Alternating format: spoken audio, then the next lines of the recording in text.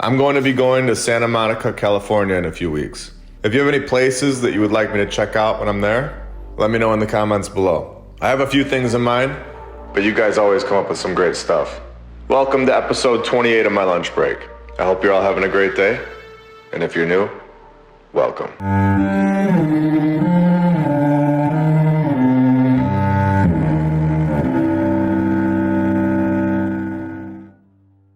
And I want to give a shout out to our sponsors over on Patreon, Don Gaston, Victor Perez, Michael Hastings, and Jason Brunson. He has EMF blocking hats that I'll put in the link in the description below. For only $19.99 a month, you can also be a sponsor of this channel and get a shout out as well.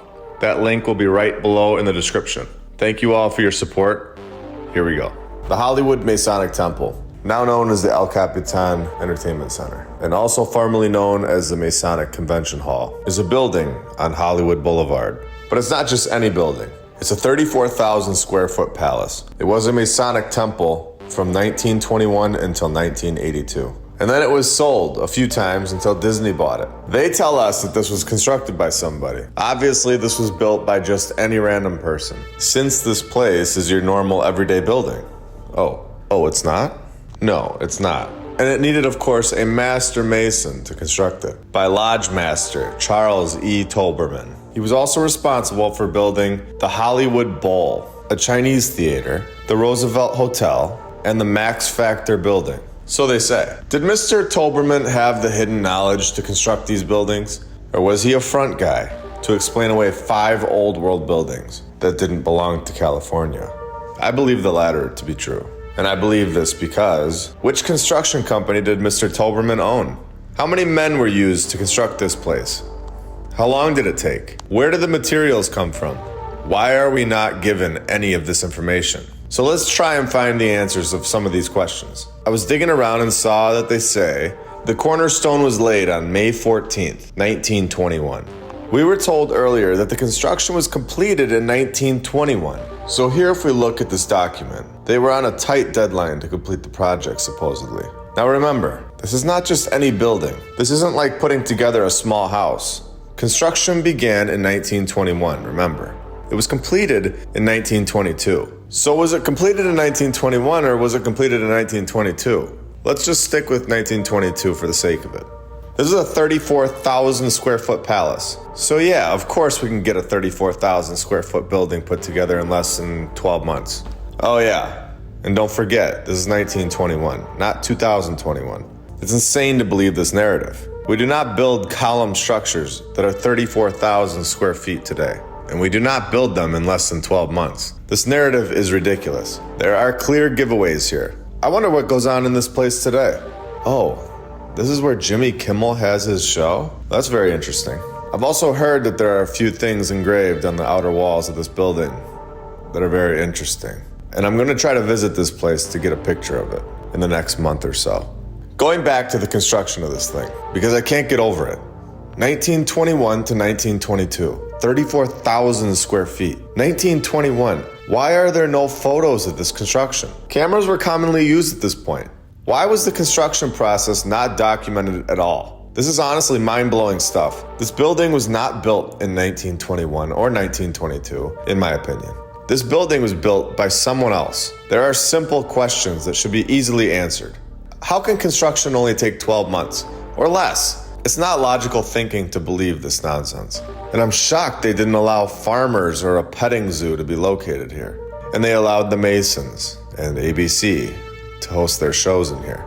Joking, of course, about the petting zoo. We all know they don't get these old world buildings. This is what happens to the old world buildings. They are found and repurposed into banks, lodges, capitol buildings, news companies, cathedrals, basilicas, colleges. They are all over. They are in every state in the USA. They are in every country in the world. They are in nearly every town. And it is at this point in time that we are all able to open our eyes and see this, if we choose to, of course. Look at how ridiculous the top part is, where it says the new name of the building. Compared to the rest of the building, it's clearly repurposed and from the old world. Made of granite in 12 months. Give me a break. Okay, so we're going to travel to Scotland for this one. The Roslyn Chapel, remember. We've had a hard time getting dates. for when construction begins for buildings in the 1900s. But in the 1400s, you know they've got us covered. Groundbreaking of the construction began September 20th, 1456, on the dot. That's so precise for a 1400 story. I'm surprised they didn't give us the exact time and exact coordinates of their whereabouts and what they had for dinner. But let's continue. Well, since they knew the exact date of the construction, we should get a ton of great information about the construction itself, right? Oh no, what is this? The original plans for the Roslyn Chapel have never been found or recorded. I'm sorry, what? So they don't know the main thing about this place, but they try to give us this in-depth story about it, and we're supposed to accept it. The chapel stands on 14 pillars, so no architectural designs, no construction company, no word on where these materials came from, and who in the world actually knew how to construct something like this with this precision. We all understand that this is going to last the test of time, unless it's demolished, of course. And I know we just built a couple replicas of this thing a few years ago, which is why we don't question this one. Oh, wait, no, we didn't build a replica, because we don't build anywhere near the 1400s, people. And let's be clear, this September 20th, 1456 at 2:43 p.m. while eating an egg salad sandwich date is a joke, in my opinion. It's a total fabrication and can be tossed in the trash. It's clearly from a different civilization that came before us and walked this same land that we're on.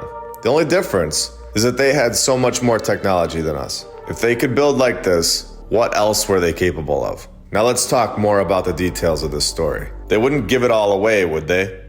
They wouldn't give us a nod in their story that they know all of this old world tech and are holding it from us. Or would they? The apprentice pillar is located inside the building. The name used to be the Prince's Pillar. The name supposedly changed over time due to a legend that the master mason in charge of the stonework. Did they just admit that the master masons have the knowledge? I think that's an admission through storytelling that they hold the keys to this incredible stonework and way of building. If this is true, what other technological keys do they hold? Is this the group that we need to be asking questions to? Why put that in the story? They could have made up any name like they normally do. They could have just said the Samford and Sons Company did it, or the Trost and Trost Company, or the Trost and Russ from episode 27. That was deliberate in my opinion. A master mason builds this in the 1400s. But we don't have the blueprints. But they give us the exact start date. It sounds insane. The story is all over the place. If this was in court, the judge would laugh at it. So it's the official narrative. Does that mean it's all over and we just have to bow down to it? Or are we allowed to look at it and see it for what it is, a message to us, and at the same time, a lie? And do we all want to hear the thing that gives us all away and lets everyone know that this is an old world building? This time, it isn't a fire. If you've seen my first 27 episodes, you'll surely know about the fires. In 1914, this chapel was subject to a terrorist attack. On July 11th, 1914, when a bomb exploded inside this building. This was as part of the suffragette bombing and arson campaign of 1912 to 1914. It was to protest political stuff. Are you kidding me? We have just located a specific group of people that specialized in bombing and lighting old world buildings on fire. So what have we just found? Let's read what this says. This group targets infrastructure, government buildings, churches, and general public. So this group was surely funded by whoever wanted these structures hidden from us. So this was the group in the UK. Do you think there wasn't one of these types of groups all over the world? Or more than one of these groups everywhere? The explosives in the building show us that they wanted these buildings gone. They clearly failed, and it's still here for now.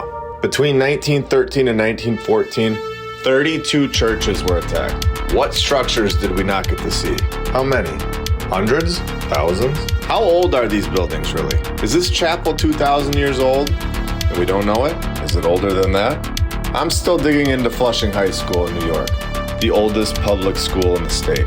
I look forward to sharing what I found with all of you. That'll be coming up in a future episode. Don't forget that there are a bunch of brand new t-shirts you can find right below this video. Every purchase helps support the channel and goes towards more boots on the ground work. Liking this video and commenting really helps to share the video with new people, as well as when you subscribe to the channel. I couldn't be more thankful for all of you guys and all of your support that you're giving. Our Twitter account is up and running, and we're over on Rumble as well. Both of those links will be in the description below. If you have anything to add or any thoughts on the video or have any ideas for future videos, just put that in the comments below and I'll take a look. Thank you all for your support and I hope you all have a great day. I will be back very soon with much more. See ya. Don't trust what you see. Don't listen to your senses.